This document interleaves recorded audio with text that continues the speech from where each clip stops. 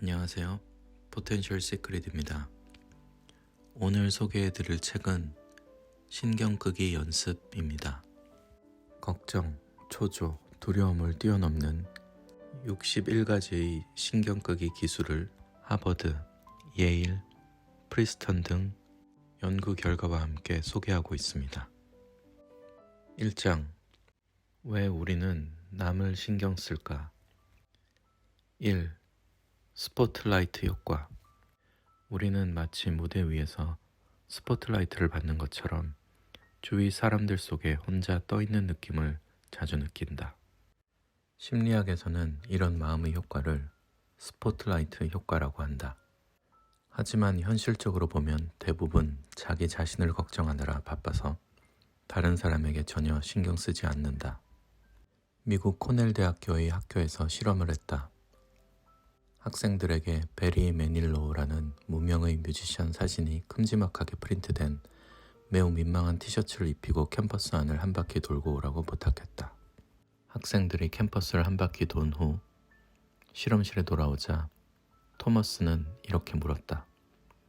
지난 길에 만난 사람들 중 당신을 본 사람이 얼마나 됩니까? 그러자 참가자들은 사람들 중 47%는 확실히 나를 봤을 것이다 라고 추측했다. 사실 이때 실험의 다른 협력자가 티셔츠를 입은 실험자의 뒤를 몰래 따라갔다. 그리고 티셔츠를 입은 실험자가 지나가며 만난 사람마다 방금 지나간 사람의 티셔츠를 봤나요?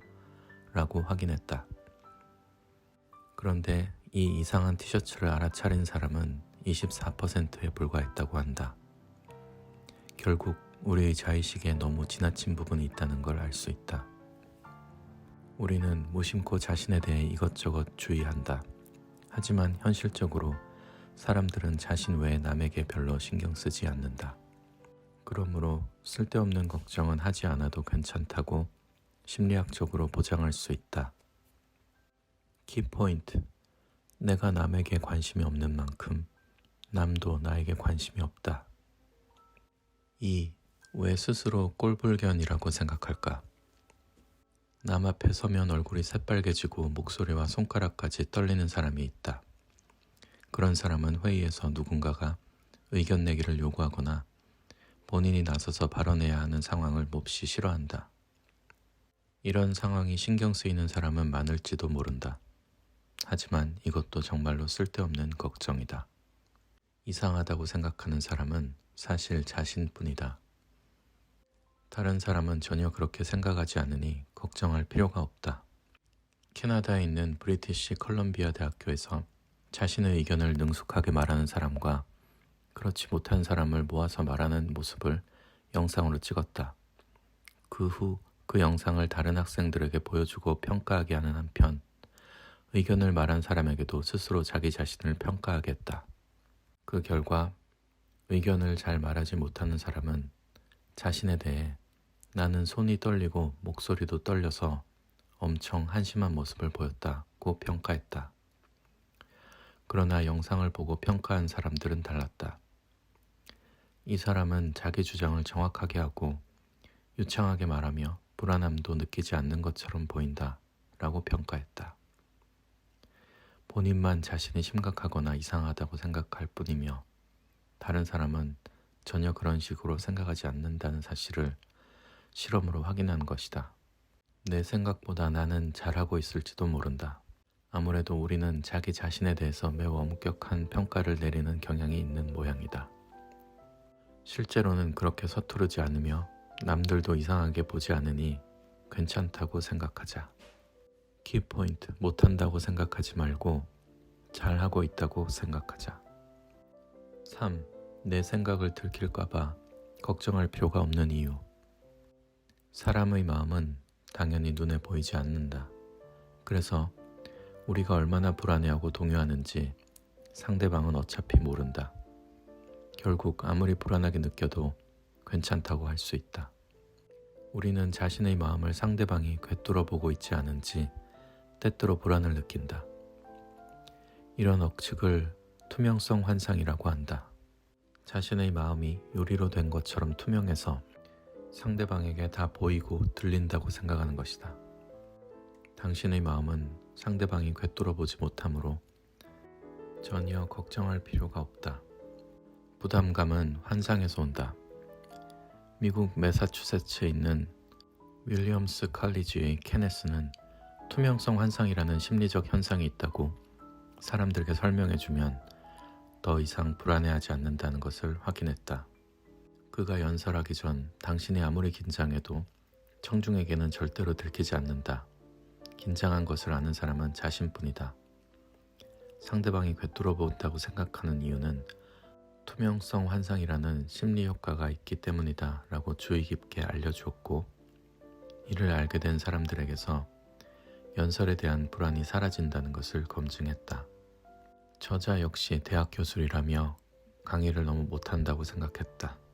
10년 넘게 계속 그 생각으로 신경 쓰였는데 투명성 환상이라는 심리 효과가 있다는 사실을 알고 나자 부담감이 사라졌다.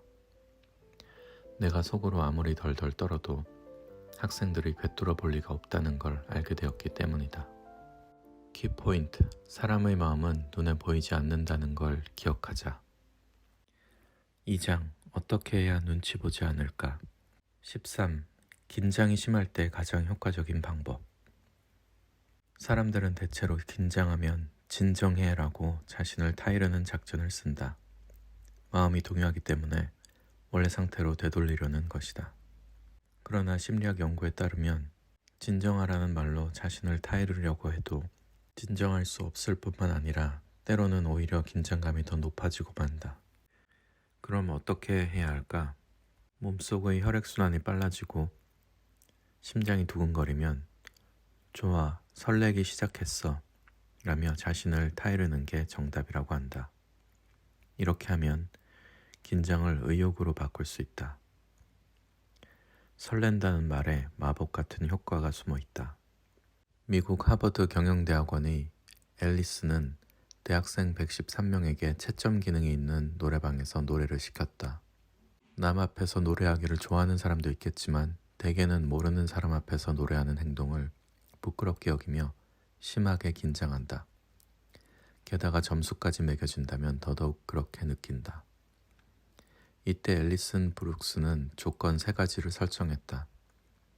첫 번째 그룹은 노래하기 전에 자신에게 진정해라고 타이르는 조건이고, 두 번째 그룹은 왠지 설레는데 라고 타이르는 조건이다.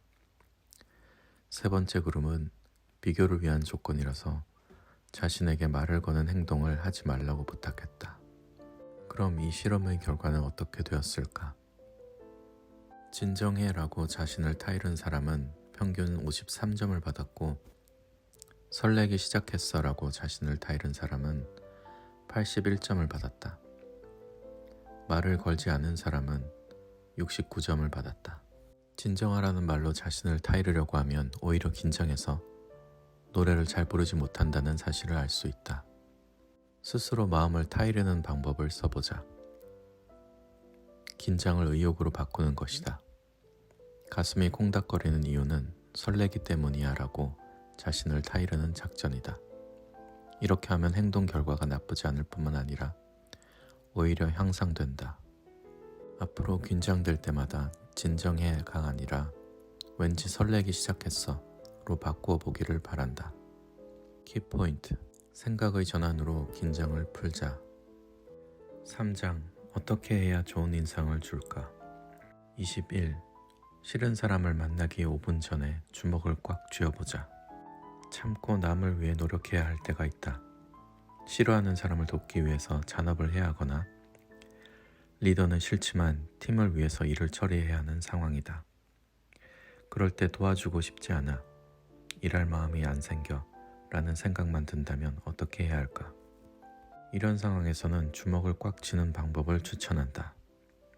에잇 하고 주먹을 꽉 쥐고 나면 내키지 않더라도 일은 일로 단정 짓고 어쩔 수 없이 도와주자는 의지력이 생겨난다. 주먹을 쥐는 행위는 공격으로 이어질 때의 자세다. 그런 자세를 취하면 마음도 적극적이 되어서 하고 싶지 않은 일이라도 하고자 하는 의욕이 생긴다. 정말로 하고 싶지 않은 일이 있을 때는 먼저 주먹을 꽉 쥐고 기합을 넣는다. 그런 다음 일을 시작하면 제법 의욕이 되살아난다.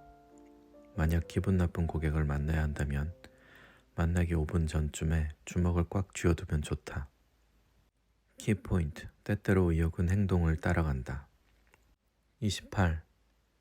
잘 자고 일어나면 기분 나빴던 일도 싹 잊게 된다. 우리는 충분한 시간 동안 수면하고 있을까?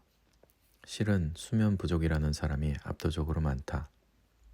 2018년 OECD 조사에 따르면 일본인의 수면 시간은 7시간 22분이라고 한다. OECD 가맹국 중 가장 짧았다. 다른 조사에서는 수면 시간이 6시간 미만인 일본인이 전체 인구의 40%나 차지한다고 밝혀졌다. 이 책을 선택한 사람은 마음을 가볍게 하고 싶어서 이 책을 읽을 것이다. 이런 마음의 고민을 떨쳐내는 매우 간단한 해결 방법이 있다.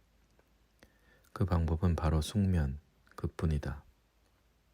사실을 말하자면 잠을 잘 자는 것만으로 대부분의 마음의 고민이나 부정적인 생각은 깨끗이 사라진다. 수면 시간이 부족하면 우리의 생각은 부정적인 쪽으로 향하기 쉽다. 평소에는 밝게 생각하는 사람이라도 수면이 부족할 때는 나는 이제 이 일을 못하는 게 아닐까? 나는 평생 불행한 채로 지내지 않을까와 같은 비관적인 생각이 머릿속에 떠오른다. 모두가 일이 바쁘겠지만 그렇다고 수면 시간을 줄이면 안 된다. 수면 시간을 줄여야 할 정도라면 차라리 퇴근해서 TV를 보거나 게임하는 시간을 줄이기 바란다. 수면 시간을 확보하는 것은 마음의 건강을 위해서 반드시 필요하다. 키포인트, 숙면의 기적 같은 힘을 믿어보자. 34. 곤란할 때는 이런 작전을 쓰자. 날마다 즐겁게 일할 수 있으면 좋겠지만 좀처럼 쉽지 않은 날이 있다. 하고 싶지 않은 일을 일방적으로 명령받거나 고객이나 거래처에서 무리한 주문을 강요당하면 일하고 싶은 의욕도 사라진다. 이럴 때 대부분 사람은 매서운 표정을 짓는데 이럴 때야말로 미소 짓는 방법을 추천하고 싶다. 방긋방긋 웃으면 나의 기분도 왠지 모르게 좋아지고 쾌활한 상태가 되기 때문이다. 우리의 심리 상태는 자신이 어떤 표정을 짓는가에 따라 영향을 받는다. 즐거워 보이는 표정을 지으면 아무리 가짜 미소라도 왠지 모르게 즐거워져서 괴로움이나 답답함을 느끼지 않게 된다. 투덜거림은 아무런 도움이 되지 않는다. 하기 싫은 일을 명령받아서 기분 나빠. 왜 거절하지 못했을까? 하고 싶지 않아 라고 투덜거리며 일을 하면 어쩔 수 없이 일하기 때문에 하나도 즐겁지 않다. 이럴 때는 그만 투덜거리고 차라리 빨리 끝낼 방법을 생각해보자. 물론 작업을 시작하기 전에 미소를 짓는 걸 잊으면 안 된다. 곤란할 때는 미소 작전은 심리학적으로도 매우 효과적인 방법이다. 키포인트, 웃으면 복이 온다는 말은 진실이다.